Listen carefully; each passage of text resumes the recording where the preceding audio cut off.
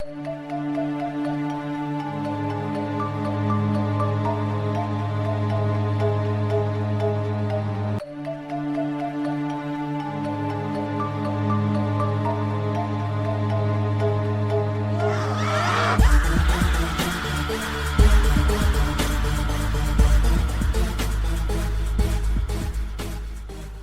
up, everyone?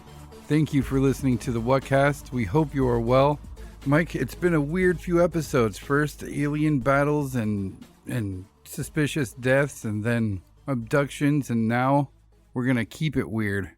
Yeah, we're going to kind of the similar vein, I suppose, and just for good measure, we're going to take Skinwalker Ranch, and we're going to up the weirdness.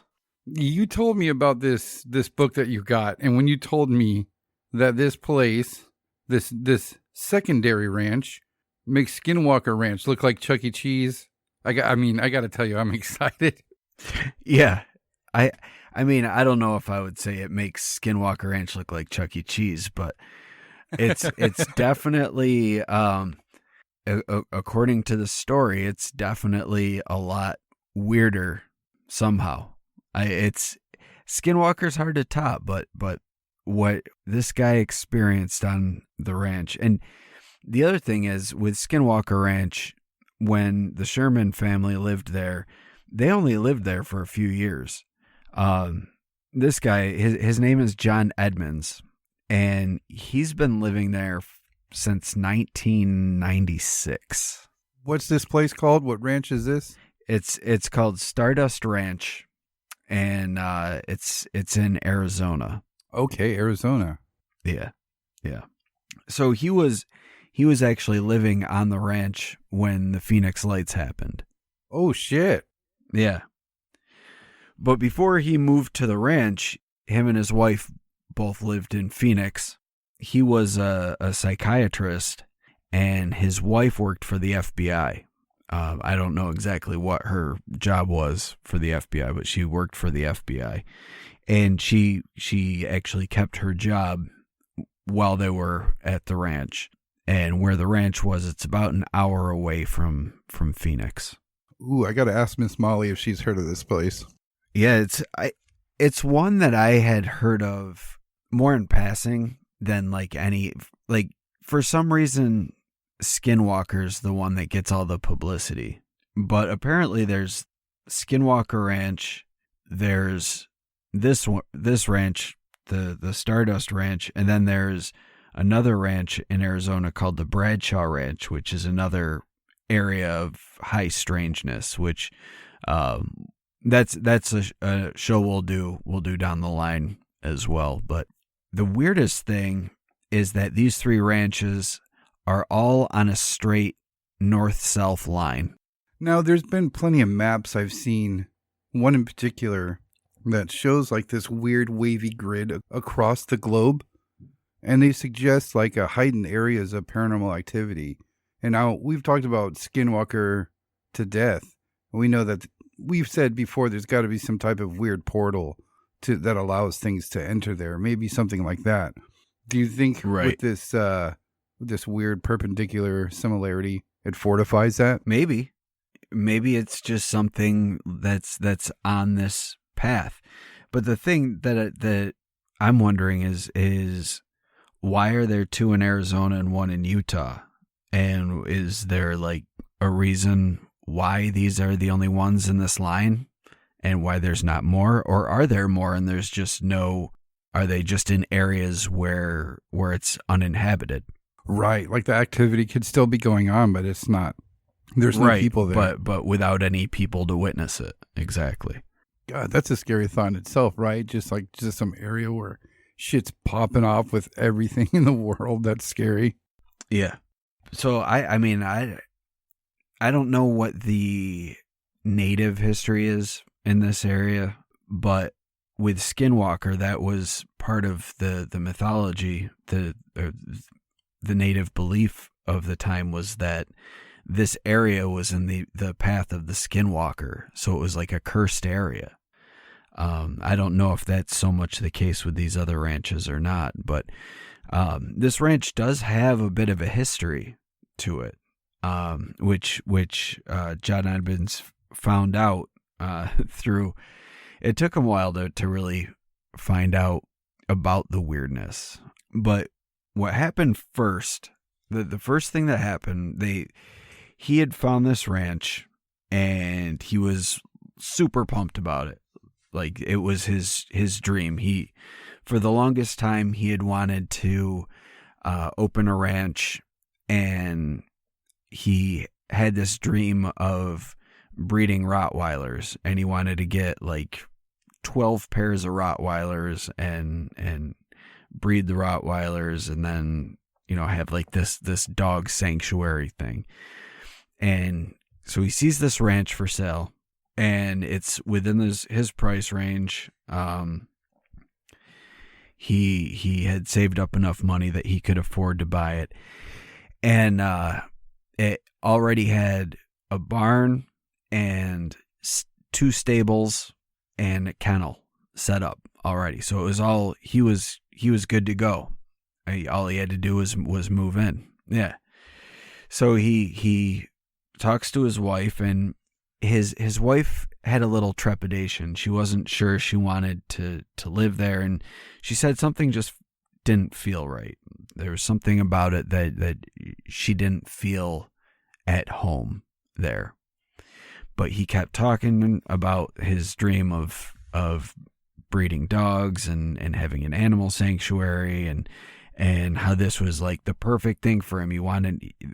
He was starting to get burned out with he was a social worker, and he was working with like abused kids and drug addicts and things like that, and he was just getting really burned out. That type of work, it takes a toll on a person, Right. and he wanted to live the life that he had always dreamed about, and he wanted to live away from Phoenix, away from the city, get away from people, and just live in a small town and have a farm. So this place had 10 acres.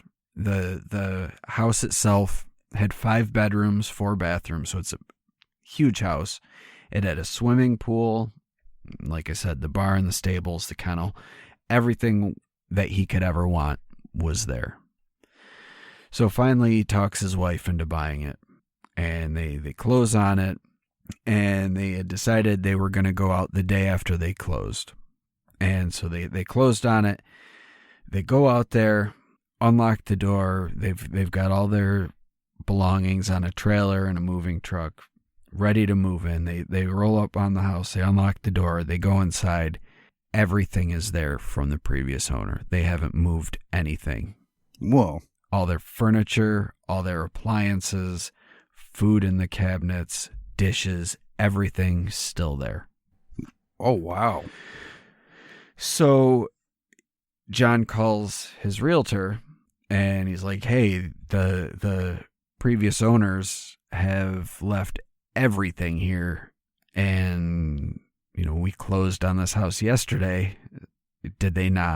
Were they not told that they were supposed to move out? And he's like, no, they had assured me everything would be moved out weeks ago. So he said, give me a couple hours. Why don't you guys go into town, go get dinner, see a movie, whatever. So they go into town for the day, and they come back later that evening. And when they get there, everything is out of the house.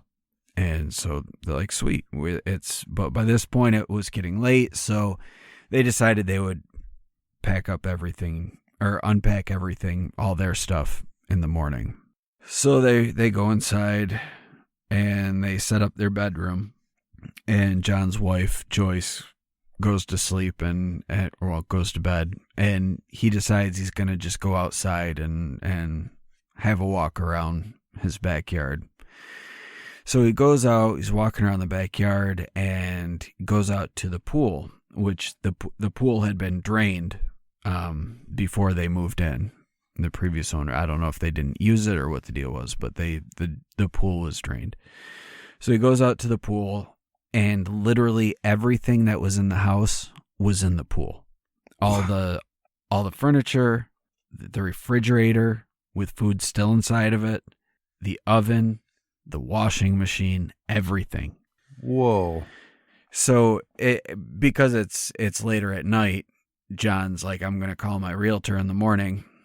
So he calls him, and his realtor says that he wasn't even able to get in touch with the previous owners, and he has no idea how this would have even happened. He wasn't even able to make them aware that they left all of their stuff there. So he doesn't think it was them that did that. And so John's like, well, what do you want me to do about it? You know, I've got all this shit just piled in my empty swimming pool. And all the realtor said was, not my problem. You got a bunch of free stuff. Figure it out. And left it at that. So rather than like try to make money or anything, he said he just ended up hauling it out. He had to actually rent a piece of equipment to haul some of this stuff up out of the pool. And then he brought it to the end of his property and put it out by the road, and little by little people started taking it. So that was the first little bit of weirdness that he encountered there. But and that's right away too, right?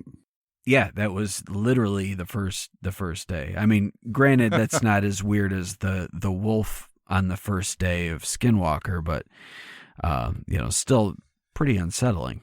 And they finally were able to clear out all that stuff and get their stuff in and unpacked and everything. And they decided that it would be, because they were so remote, that it would be a good idea to get a landline. And, this is 96.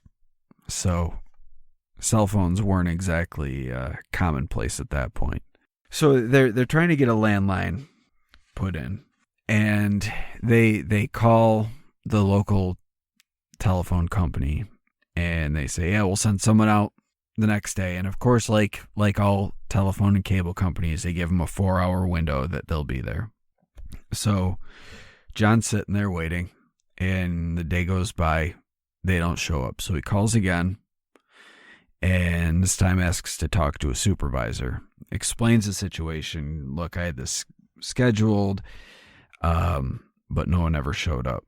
So she assures him someone will be there the next day.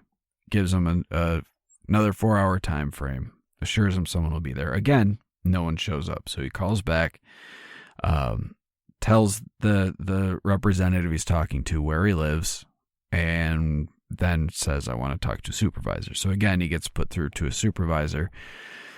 And this time she says, I will call you back within 2 hours, and I'll make sure someone gets there. But she explains the situation as being that the telephone company don't have their own technicians. Their technicians are all hired like through a third party.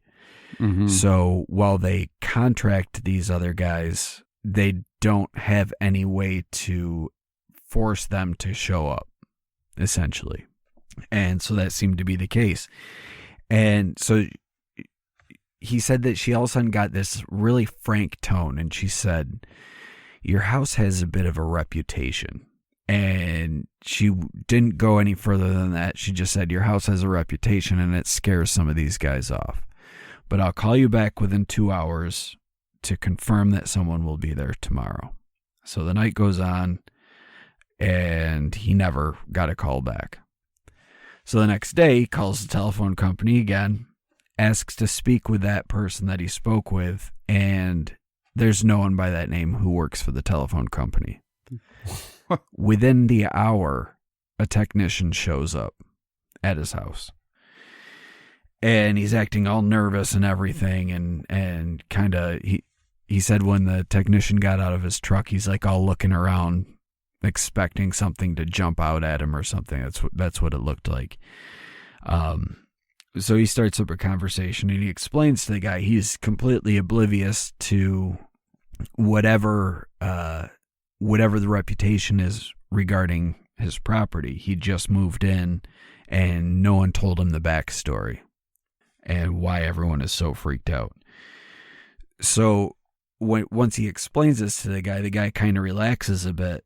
You know, he doesn't think he doesn't think John is a weirdo for wanting to live here. He's like, oh, you had no idea.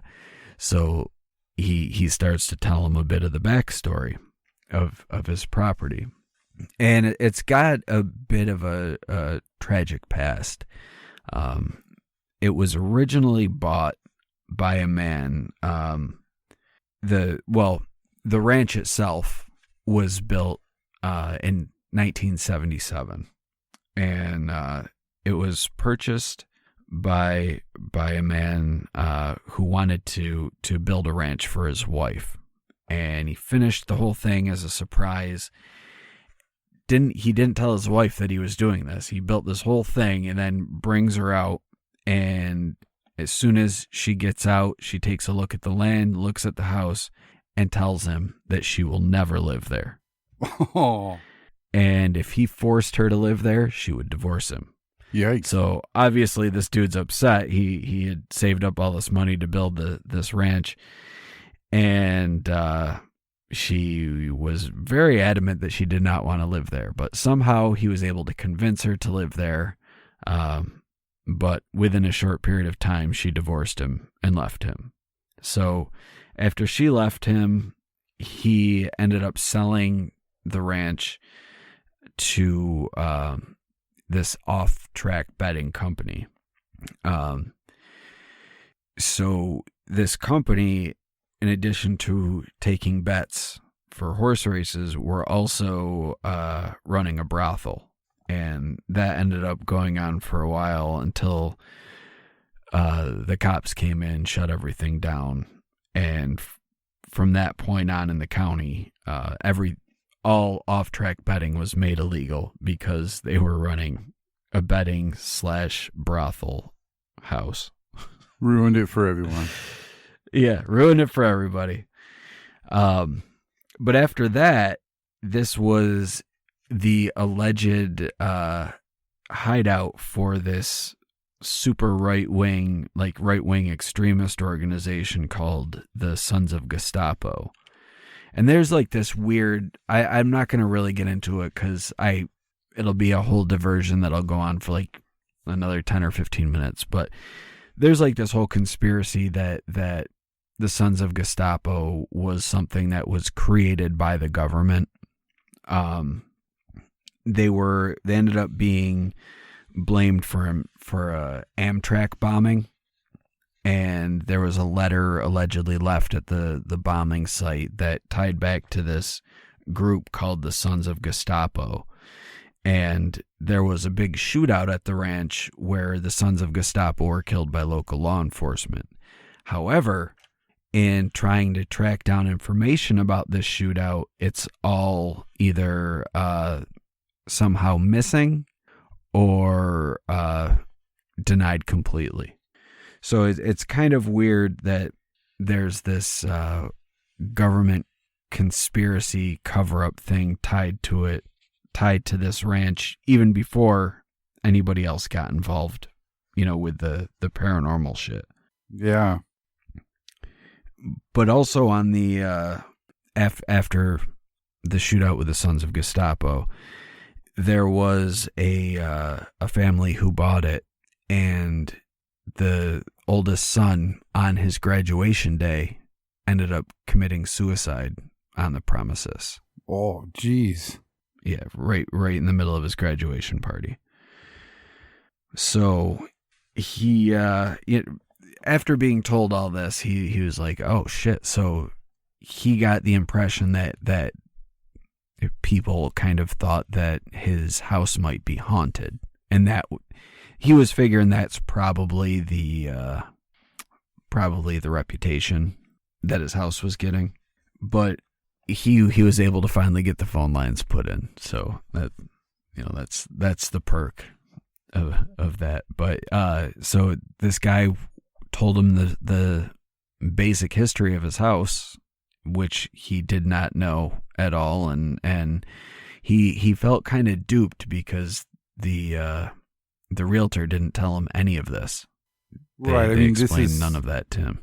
That's kind of shitty. This is several people who've died there.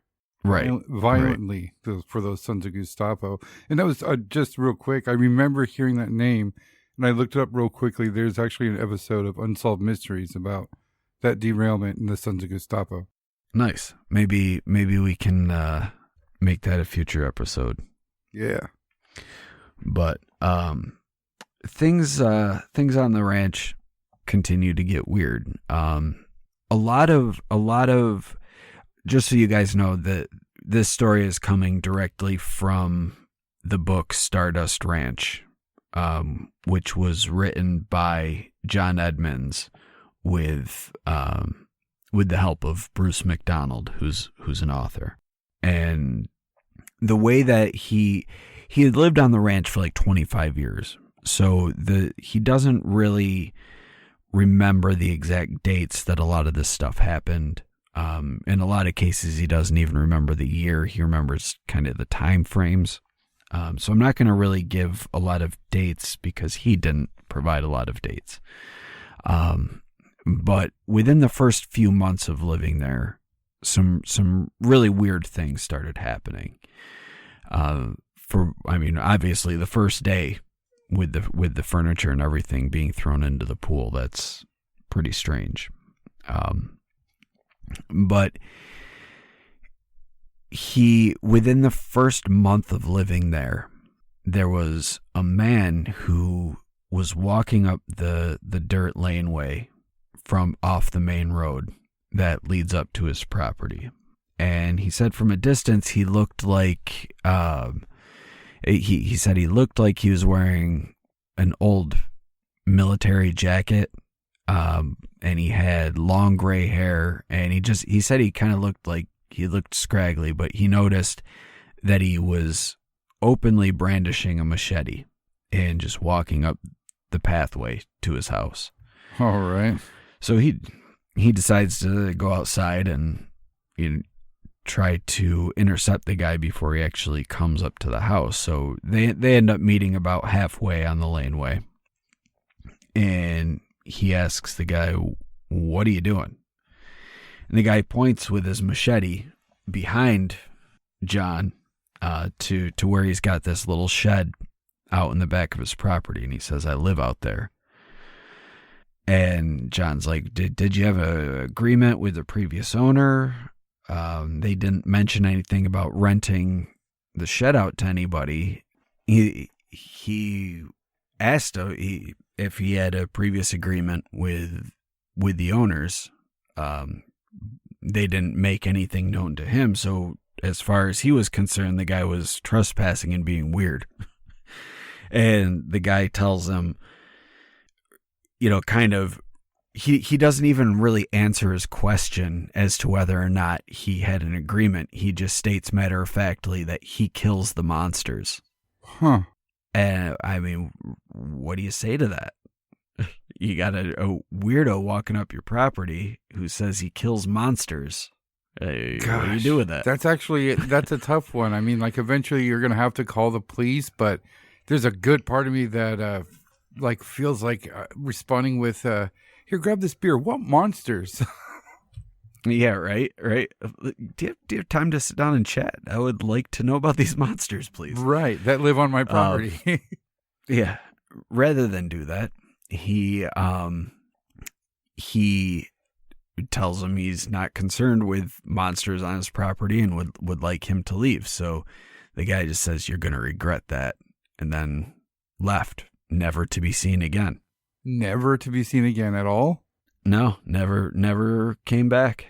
Was gone. Holy shit. That was it. Yeah. What if he was a real monster hunter? I think he was, and I think there's a reason he was openly brandishing a machete, but I'll get to that. Nice.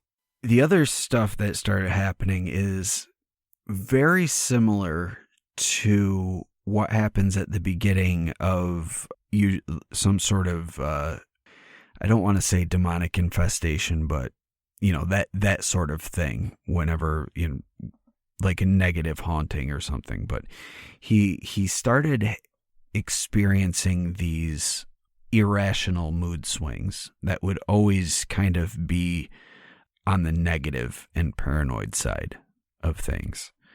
Like he would get angry for little to no reason and just lash out, and him and his wife were getting into fights. And then things started missing, and it would be one of those things where he would look where he, like, take his car keys, for instance. He would look where he would always put his car keys, and they weren't there.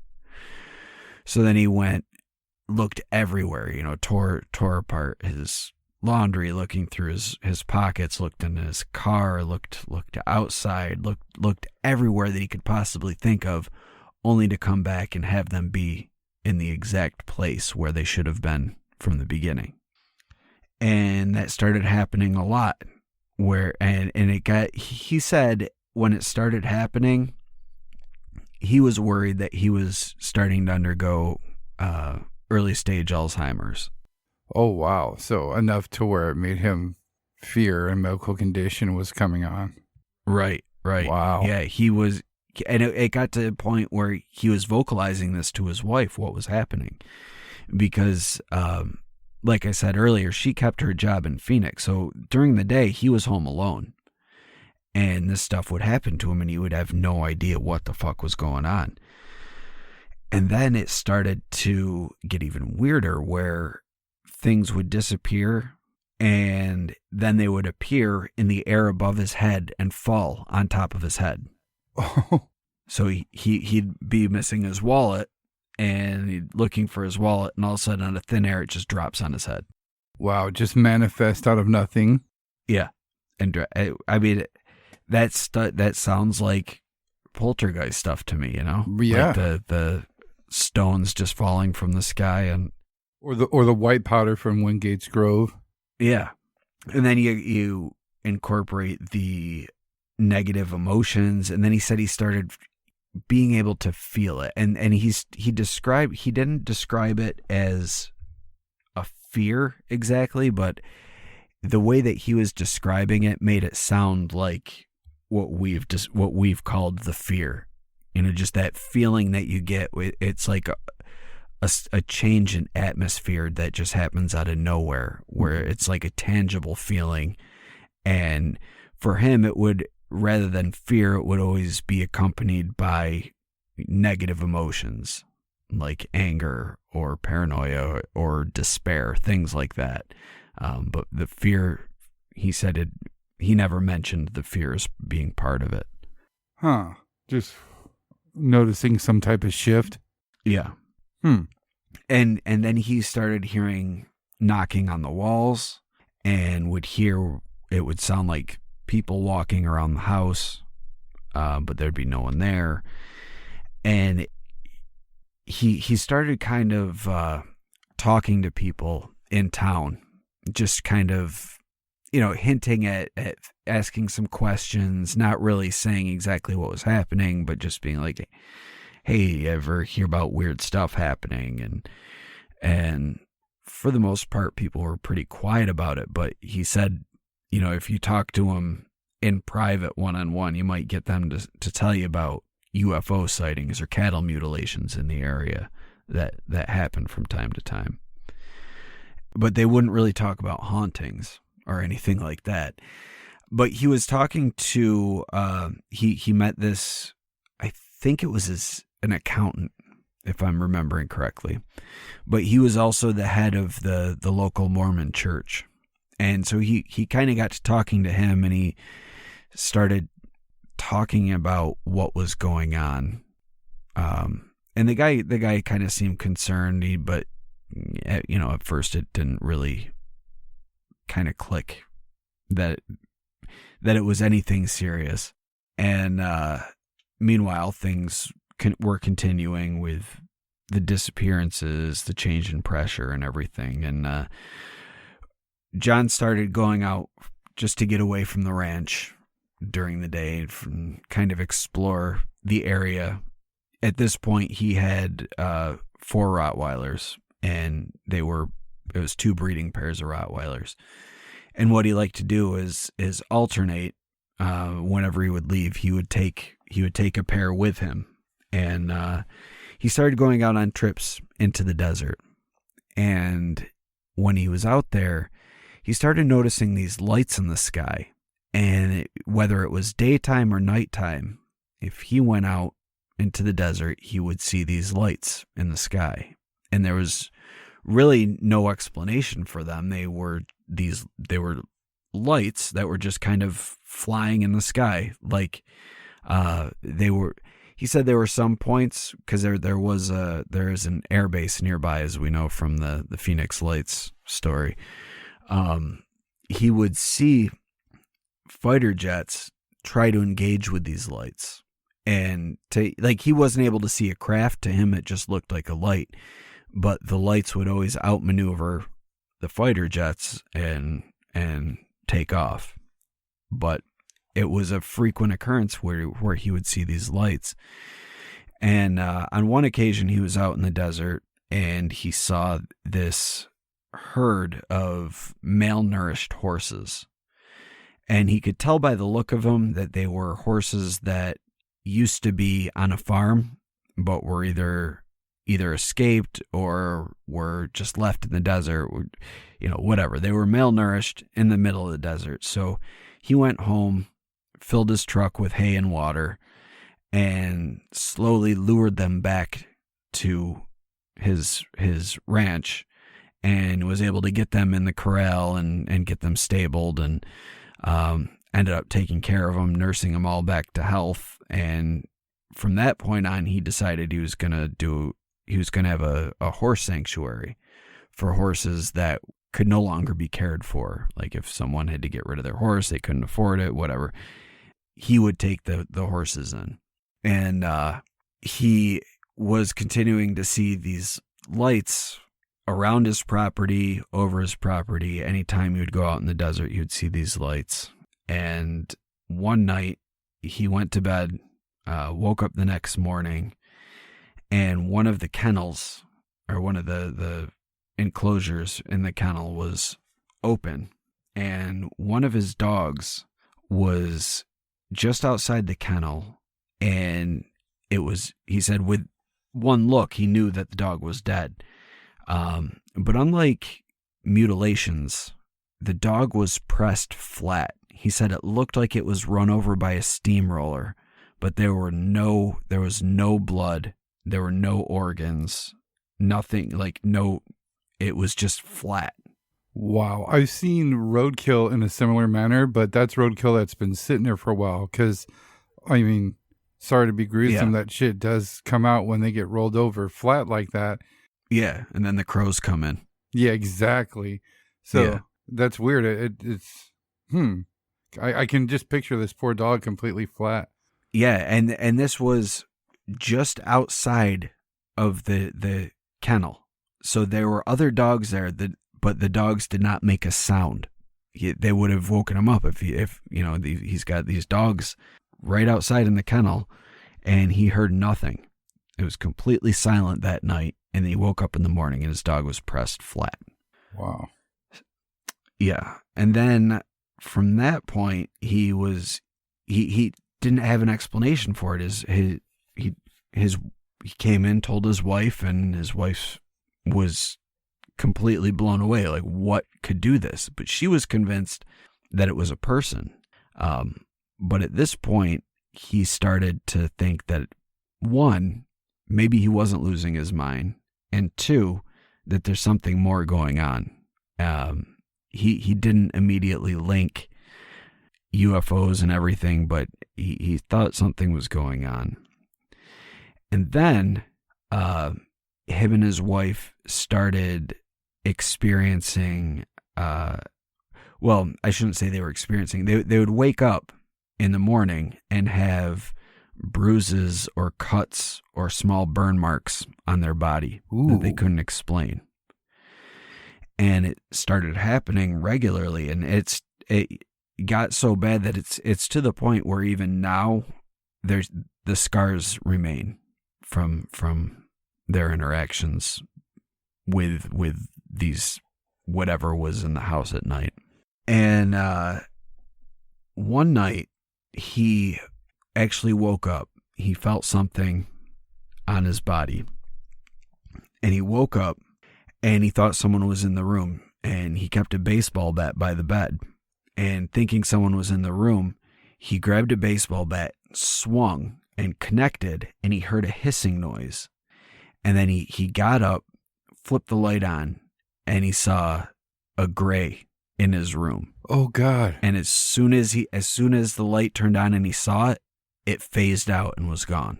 A hissing sound? That's terrifying. In the dark? Yeah. And it was 3 grays in his room. He clocked one of them with the baseball bat, and they all 3 of them phased out when he turned the light on. And he said from that point on, once he saw them, he said they were a lot more brazen. They weren't trying to be secretive anymore. Oh no. And he started to see them more often, and he would see them out of like the corner of his eye. But during this time, he was still in contact with the Mormon friend of his, and he brought up that things were still happening and they were getting worse. But he didn't go so far as to tell him about his gray alien sighting. But his buddy said, "Hey, we in the Mormon Church have a type of thing. It's basically like a exorcism for your property, and I've got a couple young men that have been training to do this that I'd like to bring with me, and the 3 of us will cleanse your house." And so he's like, "Fuck it, why not? Let's give it a whirl." So they come over, they start blessing the house, and they start to hear like this vibration coming from one of the rooms. So they go into the room, and it reaches this loud pitch where it sounds like it's like, he described it like a demon growling. And all of a sudden it rushed out of the room, through the house, and then went down into the well right outside the house and continued growling at the bottom of the well. What? They couldn't see anything. It was an invisible force, but this force went through the house growling and into the well where it remained growling. Jesus. And this freaked them out so much that the 3 Mormons got in their car and got the fuck out of Dodge and left it like that. So I mean, just what we've got so far. What do you make of this? Like, because to me, take the gray alien aspect out of it. Like the fact that he saw a gray, take that out of it. And to me, it sounds like a demonic presence in the home. That's exactly what I was going to say. It sounds like a demonic haunting. Yeah. But the aliens thrown in with it, I mean, more than Skinwalker Ranch, I think of O'Hare International. Yeah. It's weird, man. Yeah, very weird. I'm getting a lot of interference. What is that? My God, that's loud. No, it's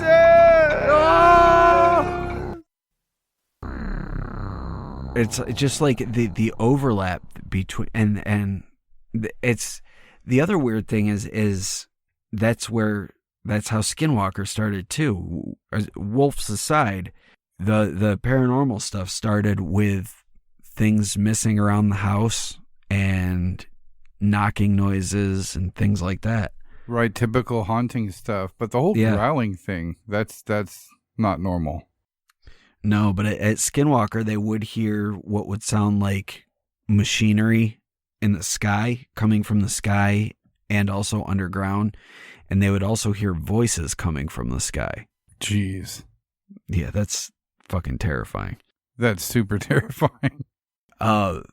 So like I said, I think the combination of John witnessing them as well as the exorcism or attempted exorcism, I think that combination caused things to escalate further.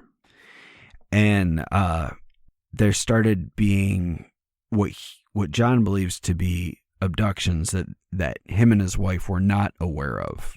they started to experience missing time. But there would also be times in the middle of the night where John would wake up and his wife would be levitating over the bed, and he would have to pull her down and force her back down. And once she hit the mattress again, it was fine, but he would wake up and she would be floating feet above the mattress. Wow. And one night he woke up and she wasn't in bed. And so he looked across the hall because their bathroom was right across the hall, and he didn't see a light in the under the bathroom door. So he was like, I don't know where she could be. So he decided to get up just to see if everything was okay. And as he gets out into the hallway, he sees her floating down the hallway. And as she's floating down the hallway, he's trying to get her to stop. But the floating, he couldn't get it. He couldn't stop the forward momentum. And he said it wasn't like it was a fast motion. He said it was about a half step slower than a normal walk. So he was, walking beside her, but then she was literally pulled through the wall. Not like the wall broke, but like she was like dematerialized and went through the wall. Whoa. So then he ran outside and saw her floating from the other side of the wall out into the field where there was this huge craft with a beam coming down, and she was heading towards the beam. So he ran inside and he grabbed one of his guns and he came out and he started shooting at the craft. And as soon as he started shooting at the craft, the light went out at the bottom, the craft disappeared, and his wife woke up and, stopped levitating and then woke up. But he said, even though she was awake, he brought her back to bed. She had no recollection of any of that at all. Whoa. That's horrifying, dude. Good quick thinking on his part, I guess, that potentially saved her from some horrible shit. I mean, who knows how many times they had been abducted without them knowing, like you said, but geez. Yeah. So along with all these weird experiences, he started to also experience something fucking with his electrical. And it wouldn't be any, like his electrical work wouldn't be damaged at all, but he'd be in the middle of working. He picked up the hobby of working on old cars and motorcycles and restoring them. And so he'd be in the middle of working, with a saw or a sander or whatever. And all of a sudden the power would go out, and he'd check the fuse. Everything was fine with the fuse. Nothing blew. There weren't any sparks or anything. Just completely dead power. And then out of nowhere, it just kicks back on. No big deal. It was almost like something was fucking with him. Like, ha, ha, ha, ha. Like fucking assholes. But he started getting pissed off and was now convinced that these gray aliens were behind everything that was going on the ranch, all the fuckery that's been going on. And he figured because he shot at their ship and scared the ship off that he would be able to kill them by shooting at them. And he did shoot them a number of times, and he said every time he would hit them, they would hiss, just like they did when he hit them with a baseball bat, but then they would phase out. And so he never knew if he actually killed them or not. He would shoot them and they would disappear. So he eventually gave up shooting them because he was afraid that he might hurt somebody or something. And then, as I mentioned, he started a horse rescue sort of situation, and he had a fondness for this one horse over all the other ones. It was his favorite horse. And he woke up one morning inside the stable. His horse was eviscerated. It had all its entrails removed, no blood, just laying there in the middle of the stable. surrounded by all the other animals who did not make a peep at all throughout the night. Now, we've talked about cattle mutilations a number of times, and even on the Skinwalker Ranch, when they happen, they were always out in the pasture.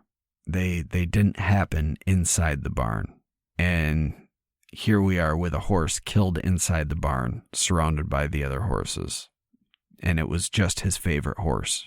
So he said at that point, that was the straw that broke the camel's back, and he was going to vow to fight back in any way he could. Yeah. And as fate would have it, this happened a bit later, but I'm gonna bring it up now just because it kind of makes sense. But there was a time he was driving back from the city, and he was behind this truck that was just overloaded. It was a pickup truck that had all this shit in it, like it had just gone to the world's biggest garage sale and just threw everything in there.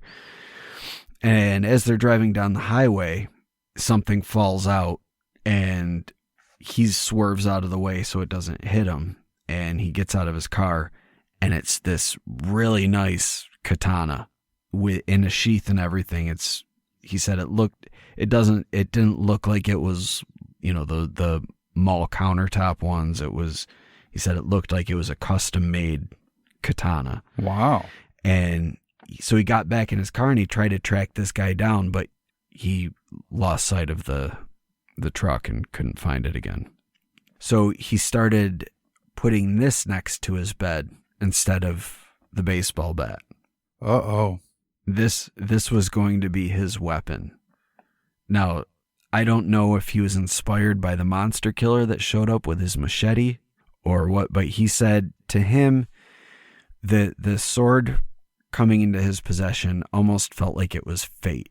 Like this overloaded truck dumps nothing except a katana out. Like think about an overloaded truck, like how easy it would be, regardless of how overloaded it is, to fit a katana where it's not going to fly out. Right.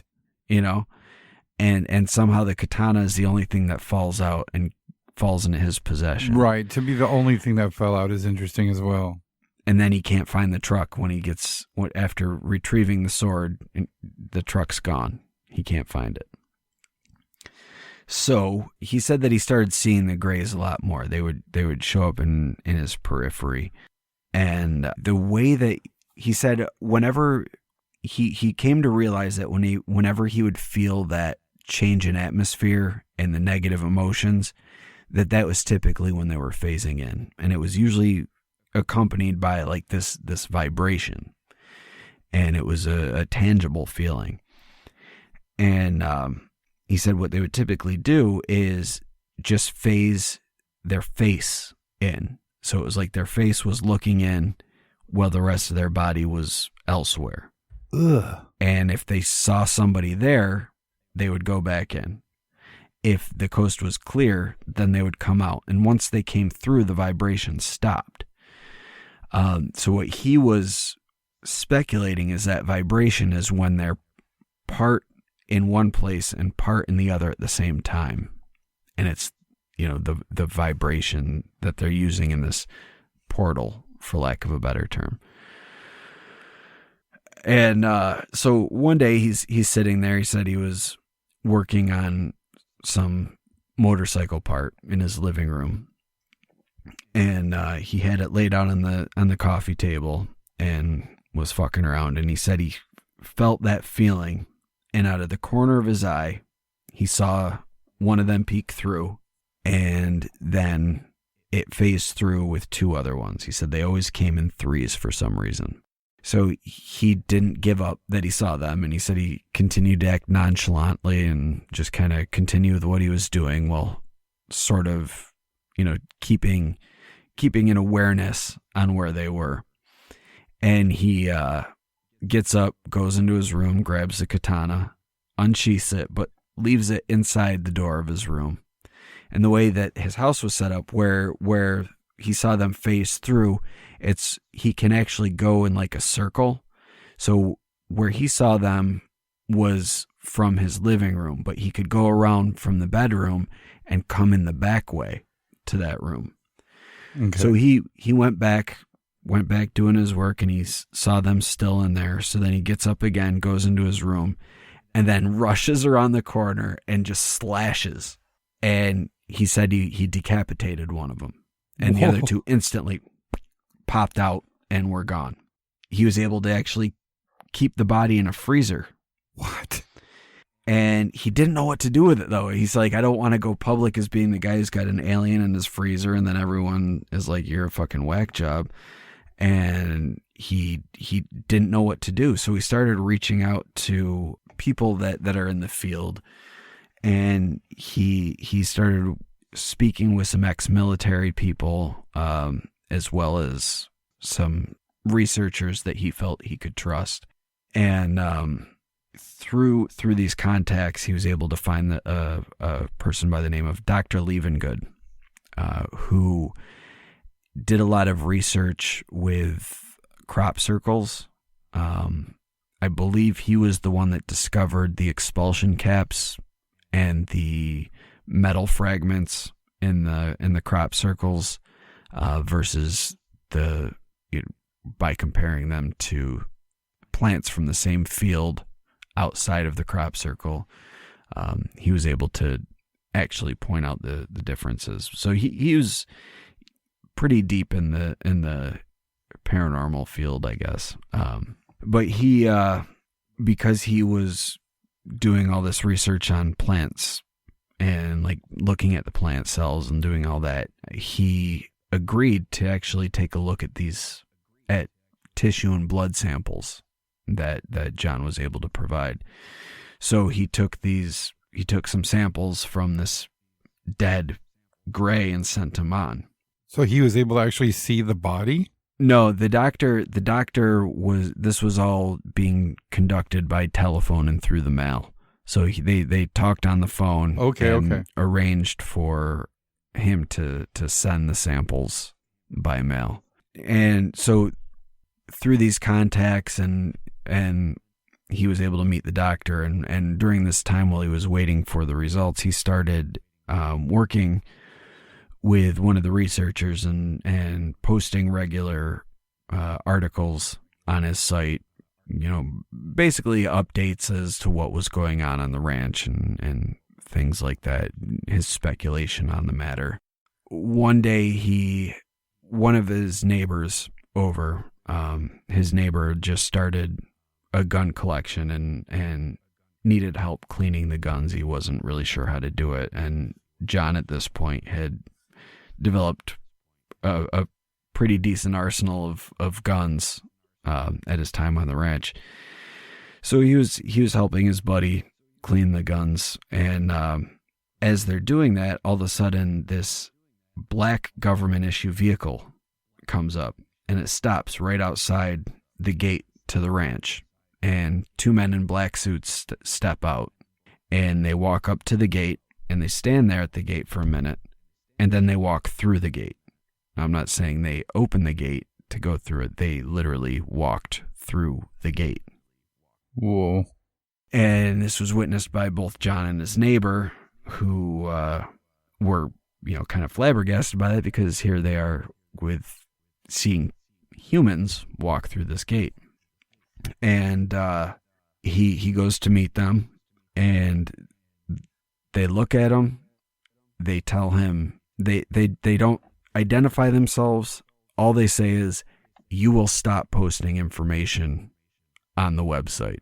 And then they turn around, walked back through the gate, got in the car, and drove away. So then his neighbor obviously is freaked out, and he waits a few minutes before leaving to make sure that they're actually gone. But his neighbor witnessed him phase through it as well. So that kind of freaked him out to the point where he actually did stop posting. But he ended up getting results back on the samples he sent. And the samples came back as being similar in structure to grass cells, not animal cells. And he had no explanation, but the doctor said, this is the smoking gun proof that extraterrestrial life exists. And he was planning to run a DNA analysis on it after inspecting the samples to find out exactly what the sample was. And he ended up backing out at the last minute, saying that it would cost too much to do. And then he asked for more samples to be sent, but before any results could come back from them, Dr. Leavengood died. And I don't want to say that he died as a result of any sort of fuckery. He was an old guy, but it's kind of weird that he was working with this dude, and in the middle of working with him, he's dead. Yeah, right when he gets these samples. Yeah. Since John started posting publicly, he would get these weird phone calls from people. And some of them were just whack jobs. You know, some of them were people genuinely curious, just calling to ask questions. And some were people that claimed to be psychics. But he did get a couple weird things that kind of, one was definitely true, and one is potentially true and kind of ties to Skinwalker. On one hand, he got a call from a psychic saying that he had a natural underground spring on his property, and that was part of the reason that these beings were here. So he, out of curiosity, ended up getting an underground survey done, and he found that he did in fact have an underground spring that was undiscovered up to this point. So he's like, oh, that's kind of cool. He had another call from someone else claiming to be a psychic that said that there was an extraterrestrial craft buried under his property, and it was on his property. And this kind of ties back to Skinwalker Ranch, because if you remember when the Shermans bought the ranch, one thing that they had to agree to was that they would not dig on the property. Yeah. And I wonder if that is part of the reason why.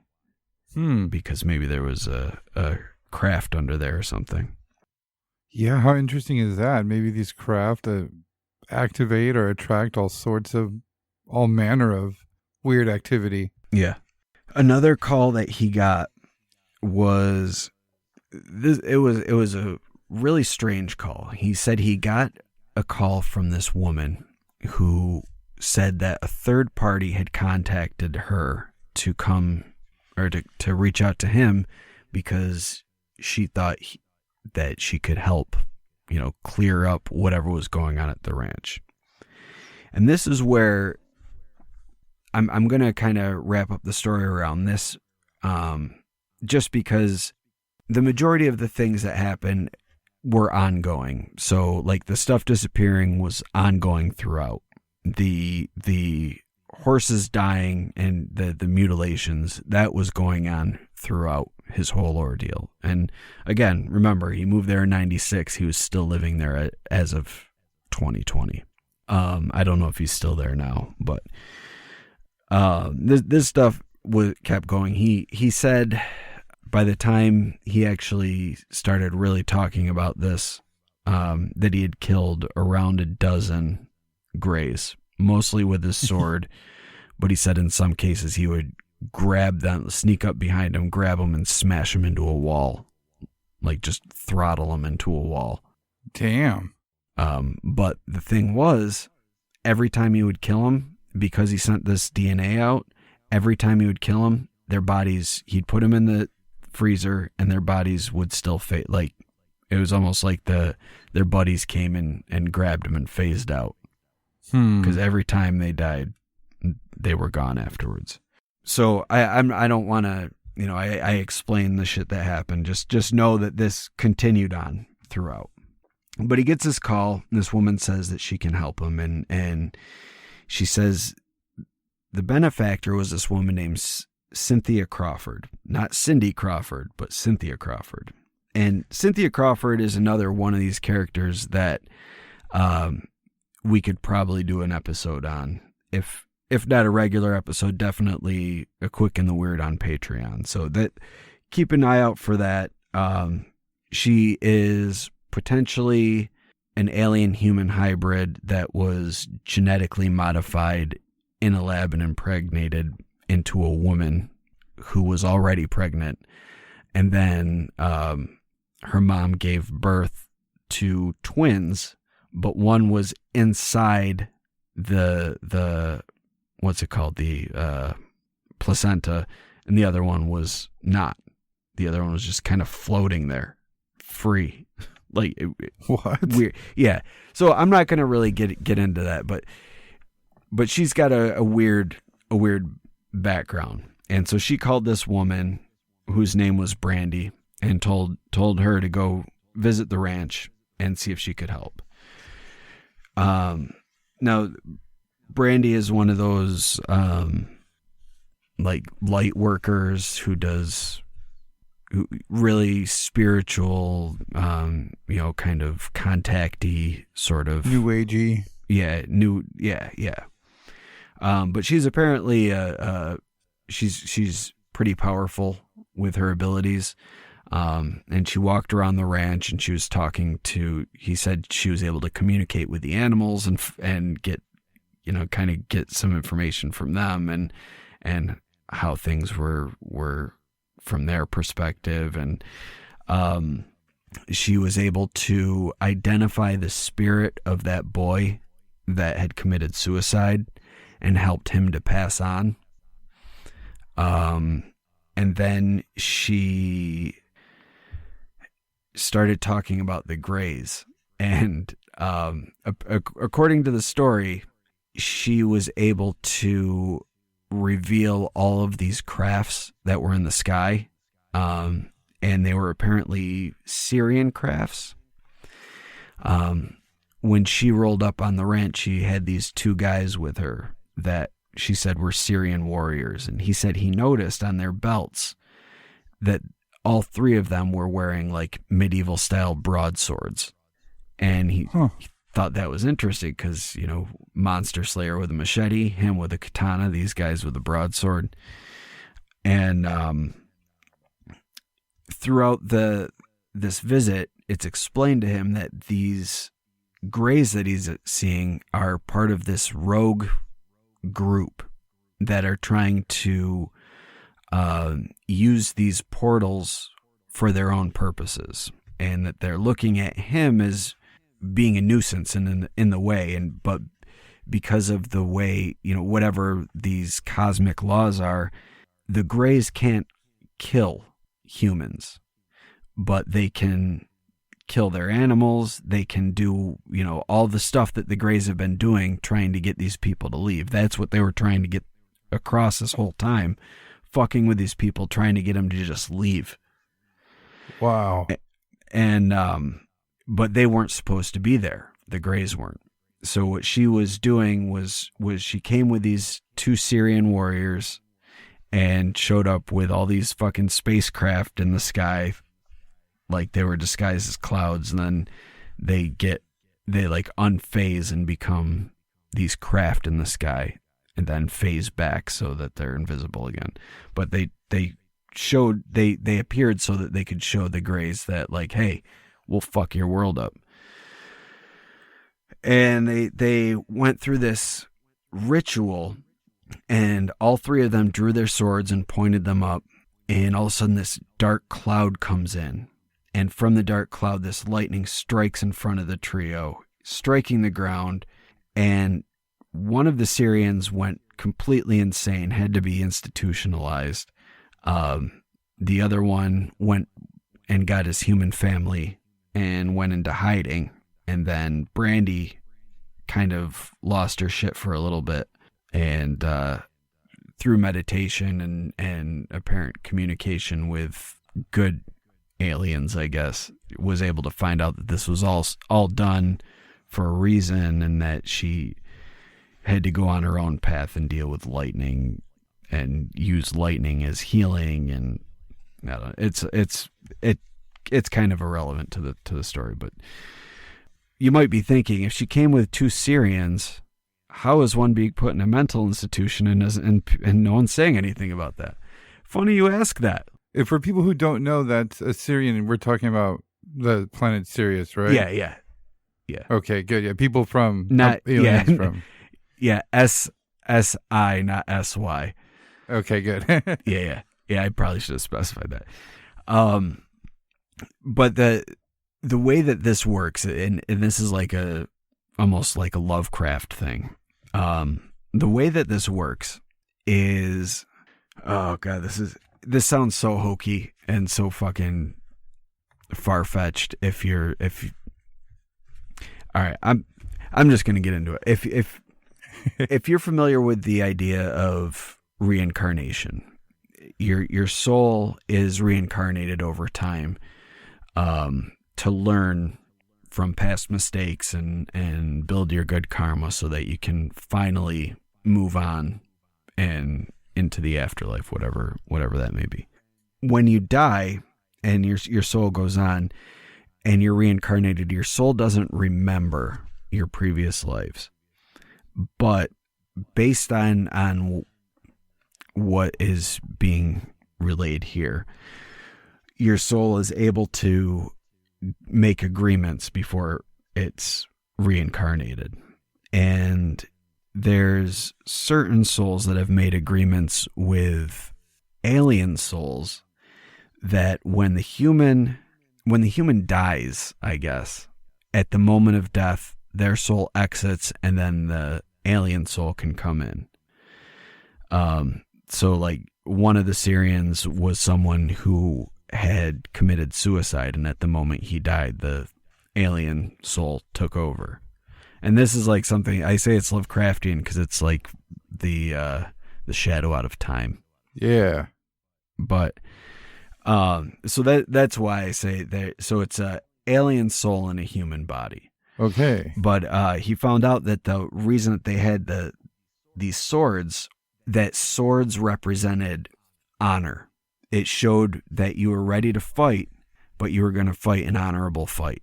You weren't going to be killing someone from a distance with a gun. You were going to face them directly and fight hand to hand. So that's why these swords seem to be the weapon of choice and why they work, apparently. But through this contact, he was able to, after this event, he kind of made his peace with the Greys. They stopped abducting him and his wife. They stopped mutilating his animals, and weirdness still went on. But he found out through Brandy about good extraterrestrials, which after these events, he said that he was visited by a good reptilian.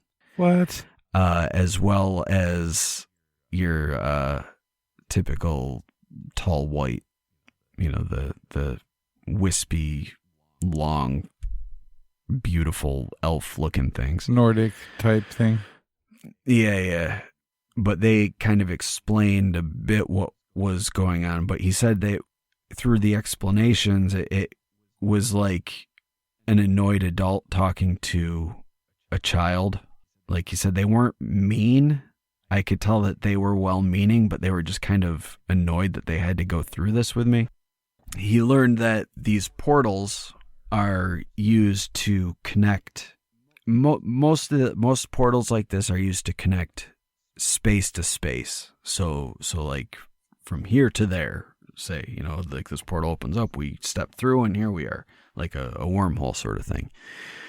But there are instances where portals not only can move from space to space, but can also move through time. And it's kind of this weird thing where it is sort of like a haunting, because you're dealing with spirits from other times coming through and being able to interact with beings that are currently living. But because it's moving through time, it's like they're coming through as not being exactly physical, like a ghost would, you know? Right. But it's really just kind of like overlapping of time space. So it's not actually a haunting, but those people are actually there in your place and time, but not really. Like, it's weird. But that's how these ranches, like Skinwalker Ranch and Bradshaw Ranch and this ranch, that's how these portals work in this area. And he didn't explain it earlier in the book, but he explains, he relates this event after he was told this by the aliens. But throughout his experiences on the ranch, he said he did witness these windows that would open up and he would see like other parts of the world, but at different time periods. Like he said at one point he saw what looked like ancient Egypt through one of these windows that opened up. Whoa. That the Greys would step through. Wow. Yeah. So, I mean, that's pretty much the story. It kind of gets into a lot of like peace and love stuff, like the typical good alien contactee stuff, the peace, love, and butt crystals. Yeah. But, he made peace with the Greys, got to roll with some psychics and some good aliens, saw a bunch of cool stuff, and I don't know if he's still living there. I saw that the ranch went up for sale. In the book, he claims that several times Robert Bigelow, who bought the Skinwalker Ranch, tried to buy this ranch from him, but was always giving him lowball offers, so he never took the offer. But I did see that it was up for sale a few years ago for $5 million. I don't know if it ended up selling or not, though. Yikes. But yeah, that's the story. It seems a lot fucking weirder than Skinwalker, but there wasn't a science team that came here, so everything that we're getting is from one man's perspective. Right. So, it could be, it could just be a crazy story written by a guy who wants $5 million for his house. Yeah. But I mean, on the other hand, the guy was a psychologist and a social worker, and he's putting his reputation on the line coming out and talking about this stuff. So yeah. Make of that what you will. Thank you for listening to the Whatcast. You can find us on Twitter, Instagram, Facebook, iTunes, and YouTube. Enjoy the podcast. Get yourself a Whatcast t-shirt or a sticker pack. Who was that dude on that one episode? Try the links in Homie's page. All this and more can be found at www.thewhatcasters.com. Thanks again for listening and have a great week.